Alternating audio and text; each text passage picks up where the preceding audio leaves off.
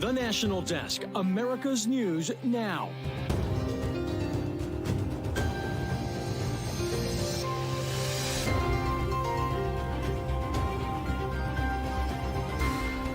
This is the National Desk, America's News Now. I'm Amira David. We begin with the latest in the aftermath of those devastating Maui fires.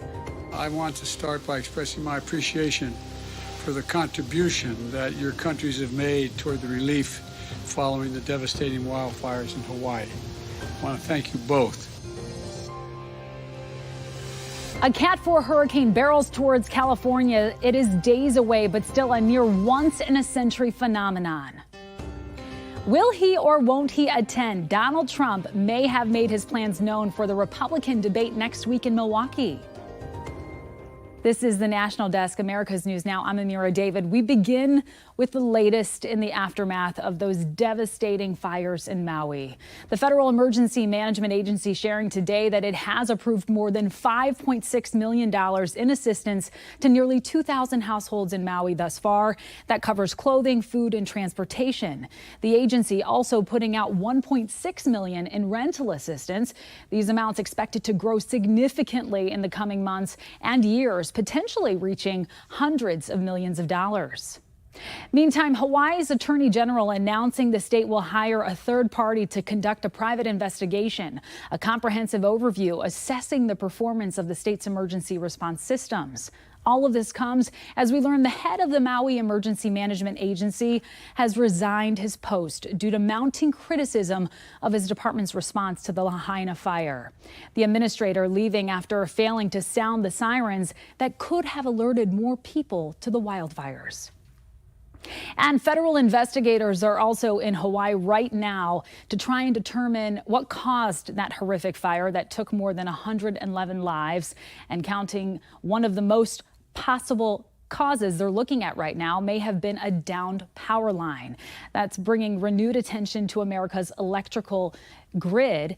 And we have our chief political correspondent, Scott Thuman, with more. The devastation and staggering death toll from Hawaii's wildfires being closely watched almost 5,000 miles away in Washington. Power line just went down. Including suspicions faults in the power grid sparked that blaze, and raising more concern over the rest of the nation's electrical system, just as this week residents in Texas were asked to reduce energy use to avoid strain on the system amid a heat wave. We're underinvested by a few trillions of dollars. We're kind of coasting on a grid that we've built in the past century, and we've got a new century ahead of us with different demands. From computers to cars, investments, he says, aren't keeping up. One report indicating we'll spend between $1.5 to $2 trillion by the year 2030 to modernize the grid just to maintain reliability. Do you think Americans should expect more blackouts? Yes. Does that scare you? Yeah, it does. And it almost offends me. Last summer, for full measure, we went to Michigan to see how the transition to wind and solar and phase out older coal and nuclear is stressing the system. Because we don't have a technology that can store energy today, and I don't think we will in a decade. President Biden, a proponent of going more green, just announced billions more in federal dollars for upgrades.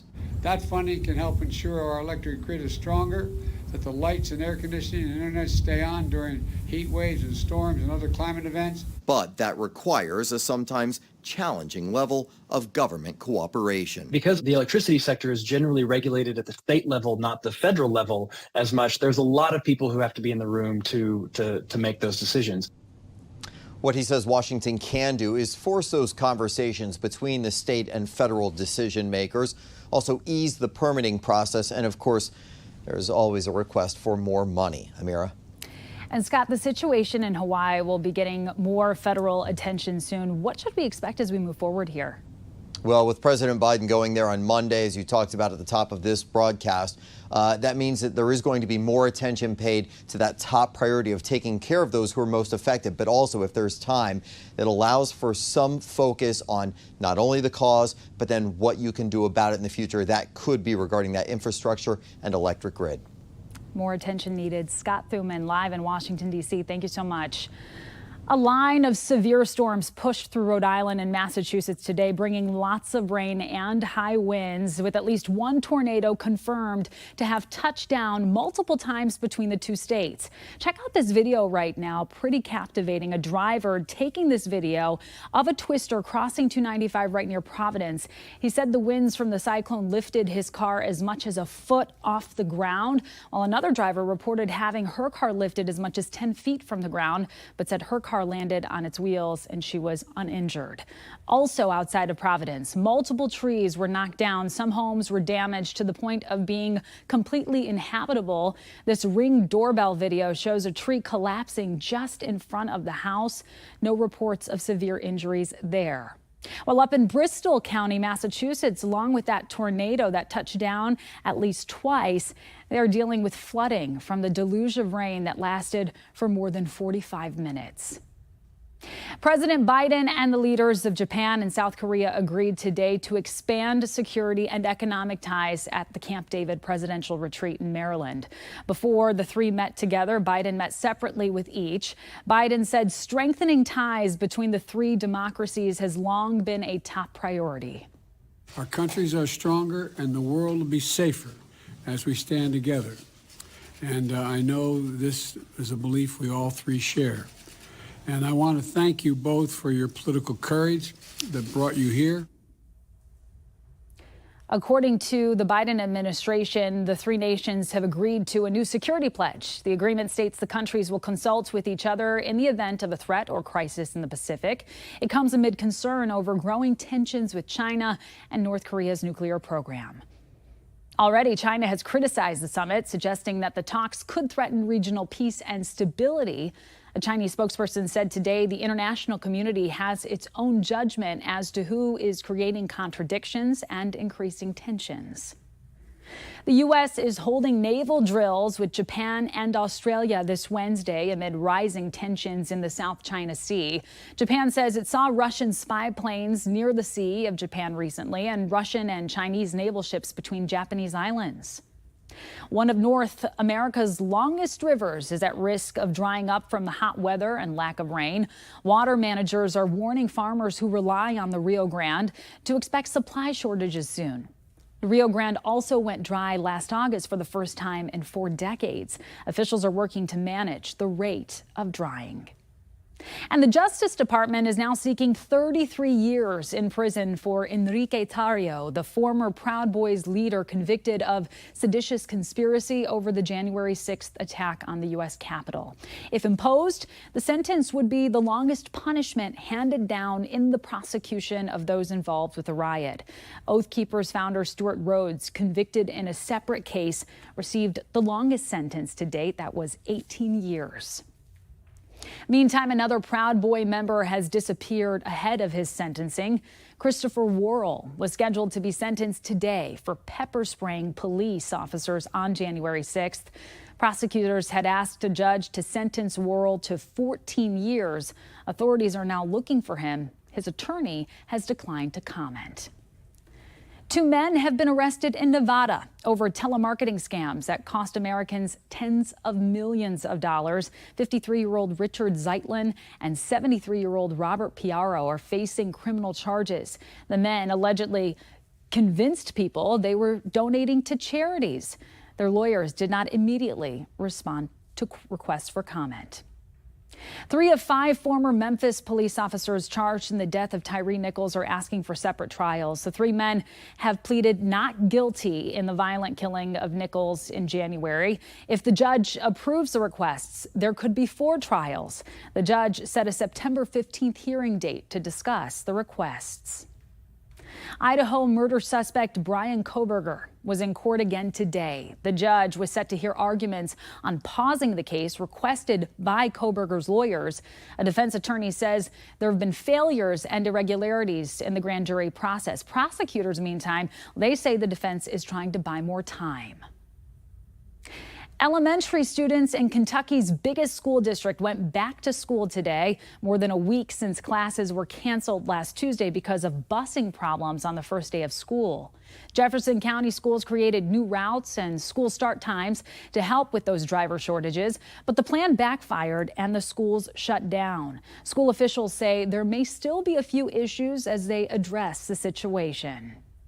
Meantime, education remains a hot button issue, and even though some school districts are suffering from teacher shortages, a new report digs into what they see as concerning hiring practices amongst educators. National correspondent Kayla Gaskins has more. All right. What does it take to get hired as a public school teacher in America? One government watchdog group says it's not what you think. Teachers are potentially being selected not for their abilities, but for their allegiance to certain political or social views. The conservative-leaning National Opportunity Project digging into the hiring practices of 74 school districts nationwide.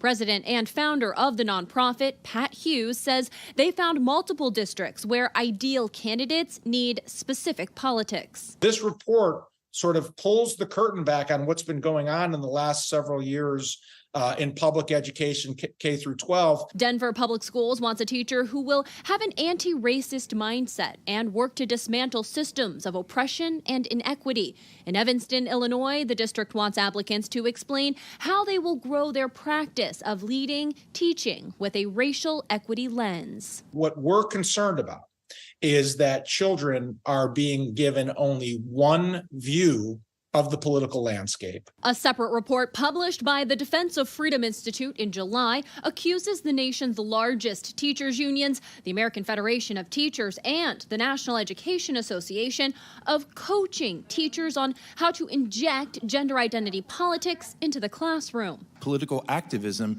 is in your mission statement. Is that correct? Academic achievement, welcoming and safe environment. Is political activism in your mission statement? There are many things in our mission statements. Including political activism? Political activism. Including ensuring that people have a voice, yes. We reached out to both teachers unions earlier this week for comments on both reports and have not yet received a response. When it comes to the hiring practices of K through 12 public school teachers, Pat Hughes says the districts that inject politics into the process may be on shaky legal grounds. In Washington, I'm Kayla Gaskins for the National Desk, America's News Now. Kayla, thank you. Coming up, the new warnings as Hurricane Hilary turns towards the West Coast. Then many student loan borrowers say the government hasn't done enough to help with debt, but many other Americans disagree. We'll break down new survey results. Then traveling could look a little different now. The new rule, the next time you fly. We're back in just 90 seconds.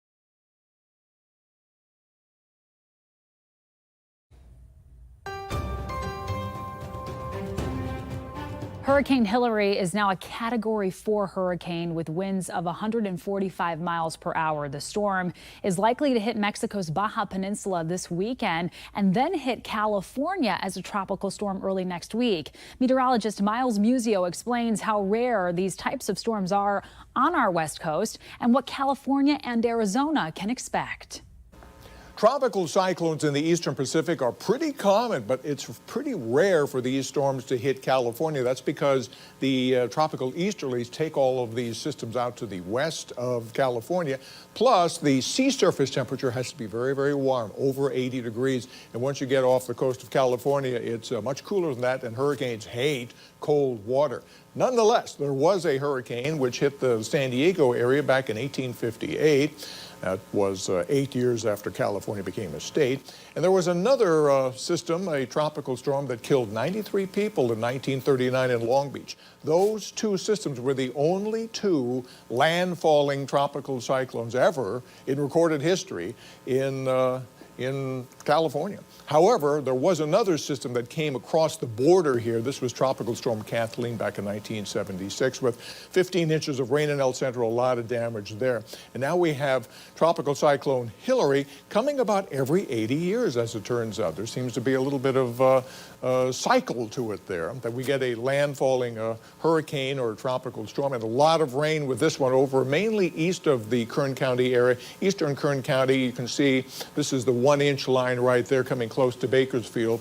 And we are expecting significant rain over in the Ridgecrest area, up to over 4 inches of rain. Will be mudslides with that. Bakersfield's August record is 1.18 inches. You can see how much we're expecting here. And this is the weakest of all of the models. So certainly a historic event coming up by Sunday and Monday. Meanwhile, in the Atlantic Ocean, the National Hurricane Center is monitoring 3 disturbances and 1 in the western Gulf of Mexico. The potential storm with the highest chance of turning into a tropical depression is located a few hundred miles west of the Cabo Verde Islands. Forecasters saying it has about a 70% chance of developing over the next 7 days.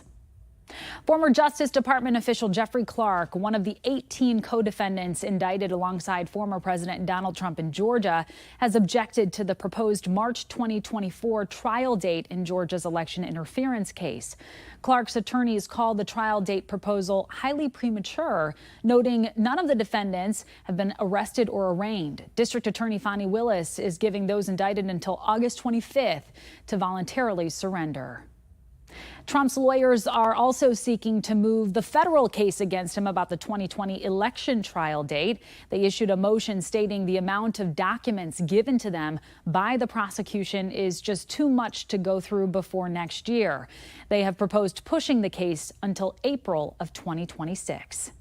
Meantime, a New York federal district judge has denied Donald Trump's attempt to delay the defamation trial with writer E. Jean Carroll, the judge calling Trump's motion to appeal his past rulings frivolous. Carroll sued Trump for defamation in 2019. Trump claimed to have presidential immunity, but the judge had ruled the trial to move forward. If the Second U.S. Circuit Court of Appeals in Manhattan agrees that it is frivolous, they could order Trump to pay further legal costs to Carroll. The defamation trial now set to begin in January of next year. Several GOP presidential candidates are in Atlanta for a conservative conference. High-profile Republicans like Ron DeSantis, Mike Pence, and Tim Scott are at a facility that's ironically just 10 miles from the jail where former President Trump has until next week to surrender. At the conference, Senator Tim Scott, he said he wanted the U.S. to spend more on its military. If we're not focusing on catching up with the hypersonic weapon development in both Russia and China, we are falling behind. If we don't have missile defense systems for those two hypersonic weapons being created, we're still falling further behind. And Scott also says current military leadership is too distracted by cultural and social issues and that it's hurting military readiness. Chris Christie, meantime, he was in Miami today to drum up support from Florida voters, acknowledging that he may not have the leg up in the state. I have been advised that there's a couple of guys running for president who actually call Florida home. And some people would say, why bother coming to Florida if 2 of the other candidates already live here? I tell you, I'm here because we need to talk about these things. Christie used his town hall to address the war in Ukraine, his concerns about spending in the Biden administration, and told attendees why he believes he's the best party candidate. Miami Mayor Francis Suarez says he has qualified for the upcoming Republican presidential debate, but RNC officials, they say he has not met the criteria. 9 candidates have said they qualify, and next week the RNC will officially announce who will be on that stage. As for Donald Trump, he may have made plans for debate night. The New York Times reports the former president is planning to skip the first debate next week and will instead sit for an online interview with former Fox News host Tucker Carlson. The timing and exact platform is not yet clear. The CEOs of major studios like Warner Brothers Discovery and Disney are meeting today to discuss internally how to handle the ongoing Writers Guild strike that's been going on for more than 100 days. The two sides had met for 3 days in a row, and they can't seem to come to terms on issues like streaming residuals and staffing minimums. Almost half of borrowers call student loan debt a national crisis. According to a new Bankrate survey, just as many, 48%, say the government hasn't done enough to help people with college debt, but only 31% of Americans overall agree. Still, most Americans say a college education has become way too expensive. To keep your eyes on the prize, you've got to keep your eyes healthy. Doctors now underscoring the importance of regular eye checkups for kids. Medical reporter Barbara Morse has what parents need to know to keep their children's eyes focused as the countdown to the new school year begins. You know how you bring your baby in for scheduled vaccinations? Well, that first eye exam should start then, too. Children should be seen between the ages of 6 months and 1 year for a baseline exam, and then between the ages of 3 and 5 for a follow-up exam to set them up for school-age proficiency. By the time they're in school, those exams should be annual and in person. There's a reason why. During that in-person eye exam with your doctor of optometry, we're looking at binocularity, teaming, focusing, all those factors that influence a child's success in the classroom. About 80% of learning comes through the visual system. So when there's defects in the system, we know that it lowers academic performance. We know that it affects social interactions. And with kids now spending an average of 6 to 9 hours on digital devices each day, the rate of myopia or nearsightedness has soared. 2 things that can make a difference. Well, let's start with good visual hygiene. Good visual hygiene on a digital device or reading in general means every 20 minutes looking at something 20 feet away for 20 seconds to let the muscles defocus and relax so that the system can reset. We do know that kids that spend 2+ hours a day outside seem to show lesser amounts of nearsightedness. We talked about the importance of that annual in-person eye exam. Besides eye diseases, did you know this exam can potentially diagnose 270 diseases throughout the body? Things like diabetes, brain tumors, and high blood pressure, highlighting its overall importance. I'm medical reporter Barbara Morse. Coming up, most of you are familiar with the orange buoys along the Rio Grande, but now something else about them is sparking major controversy, and we're going to tell you about it.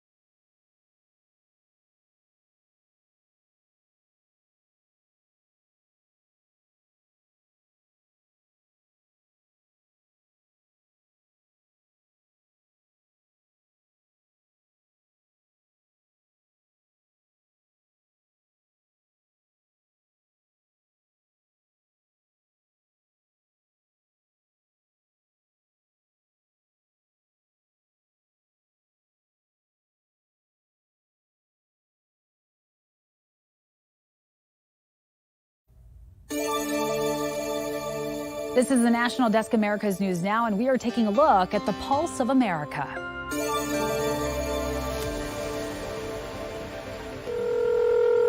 Unfortunately, I think this is the new normal. It's a sad new reality that kids and parents are facing, an increase in threats of school violence. We've responded many times since Uvalde to a lot of hoax calls. Last year, there were 263 threats to schools in our area, including hoaxes. That's nearly triple the year before, when there was just 99. And this year, officials like Sheriff Javier Salazar think this trend will continue to go up. We are seeing this trend happen at the beginning of the school year, middle of the school year, end of the school year. I think it's just something that happens. Law enforcement says even if a threat ends up not being credible, it's still dangerous and a strain on resources. It's incredibly dangerous, incredibly inhumane, and it's the reason that I've said that it's barbaric, because it is.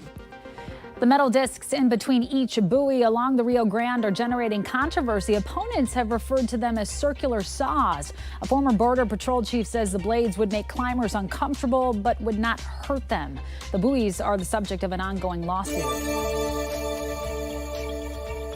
It was a scary ride home for nearly 24 students on their way back from Forest Hill High School. We received a call at the West Palm Beach Police Department Communications Center of a tree that crashed onto a school bus. Robin Trainer, she lives across the street from the wreck and says the sky turned black and the rain came in hard. And that's when she saw the unthinkable outside her window. It just, all of a sudden the tree just came down and hit the bus. It was surreal. Like, I couldn't believe it happened. The tree branches punctured the windows. The top of the bus smashed in. Remarkably, the kids inside were unharmed.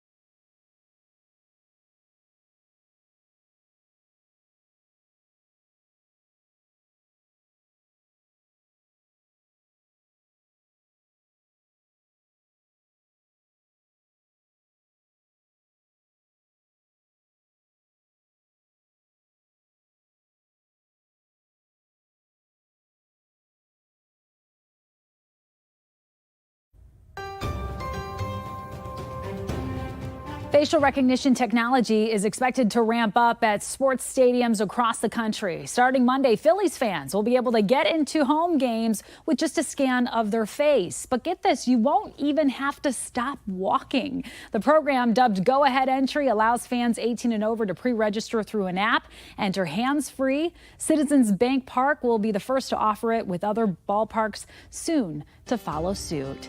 Thank you so much for joining us for this edition of the National Desk.